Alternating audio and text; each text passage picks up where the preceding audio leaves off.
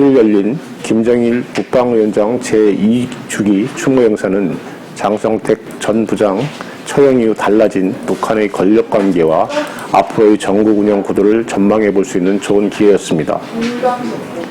최령의 인민군 총정치국장이 부각될 것이라는 것은 누구나 예상한 일이었으나 김일성 주석과 말치사 활동을 같이 한 류경수의 처 황순희의 등장은 의외였습니다. 북한 전문가인 백학순 세종연구소 수석연구위원은 현존하는 발치산 출신으로 김주석, 류, 대를 이어 김씨 일가에 충성을 하고 있는 황씨의 등장은 앞으로 김정은 제1서기가 백두 혈통과 함께 빨치산 혈통을 중심으로 전국 운영을 해나갈 것을 예고한다고 분석했습니다.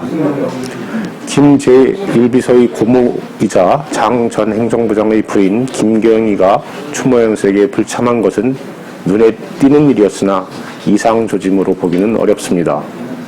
이미 김국태 정치국원의 장례의원으로 이름을 올려 건재를 과시한 데다 오히려 자신의 남편이 살해되었는데 공개석상에 나오는 게 더 이상하게 보일 것이기 때문입니다. 그동안 공개 자리에 2달 가까이 나오지 않았던 김 제1비서의 부인 리설주도 17일 김 제1비서와 함께 금수산 붕전을 참배한 것을 보면 장 전 부장의 처형에 대한 외부 세계의 충격과는 달리 북한 내부는 외형상 큰 동요 없이 김정은 유일체제 강화로 수습되고 있는 것으로 보입니다. 물론 이런 안정이 공포의 안정일 가능성은 충분히 있습니다. 또 내부의 불만을 외부로 돌려 단합을 깨기 위해 대남 군사 도발을 감행할 개연성이 전혀 없다고 할 수도 없습니다. 그렇기 때문에 우리는 우리 안보당국이 북한 내부 정세를 면밀하게 지켜보면서 만일의 사태에 대비하는 것은 너무도 당연한 일입니다. 하지만 정부 여당의 대형 자세를 보면 근거 없는 억측을 남발하고 신중하지 못한 것 같아 걱정이 큽니다. 대책도 없으면서 오히려 상대방을 자극해 불안을 유도하고 있는 것이 아니냐는 느낌이 들 정도입니다. 예를 들어 김관진 국방장관은 17일 열린 전군 주요지휘관 회의에서 북한이 내년 1월에서 3월 초에 대남 도발을 감행할 가능성이 있다고 시기까지 구체적으로 못 박아 얘기를 했습니다. 그러나 그 근거라는 게 누구나 할 수 있는 추상적인 정세 판단입니다. 국회 정보위원회 새누리당 쪽 간사를 맡고 있는 조원진 의원은 더 신중하지 못합니다. 그는 북한의 4차 핵실험과 장거리 미사일 발사 징후가 보인다고 단언했습니다. 오죽하면 김민석 국방부 대변인이 나서 북한은 핵실험을 할 상시 준비 태세를 갖추고 있고 미사일 발사 실험도 할 수 있는 능력도 있지만 핵실험을 하거나 미사일을 발사하려는 임박한 징후는 없는 것으로 안다고 했겠습니까?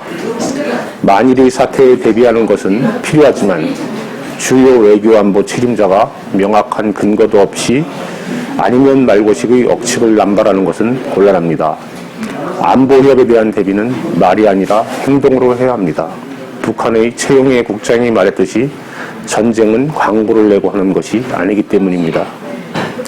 박근혜 대통령이 전날 외교안보 장관의 사무처 설치를 지시하는 과정도 너무 즉흥적이라는 생각을 지울 수 없습니다. 북한 문제를 비롯한 한반도 정세의 유동성과 중국, 일본의 군사활동 강화에 비춰볼 때 우리도 외교안보 장관의 기능을 강화하는 것은 필요한 일입니다. 하지만 갑자기 발생한 장성택 처형을 사무처 설치의 명분으로 삼는 것은 옹색합니다. 역으로 장성택 처형이 없었다면 외교안보 장관의 기능을 강화하지 않아도 된다는 말인지 묻고 싶습니다. 반기문 유엔 사무총장이 매우 옳은 말을 했습니다. 그는 16일 유엔본부에서 열린 송년 기자회견에서 장성택의 처형이 북핵 및 한반도 정세에 끼칠 영향을 묻는 기자들의 질문에 장성택 사형 소식은 매우 극적이고 놀라운 일이다.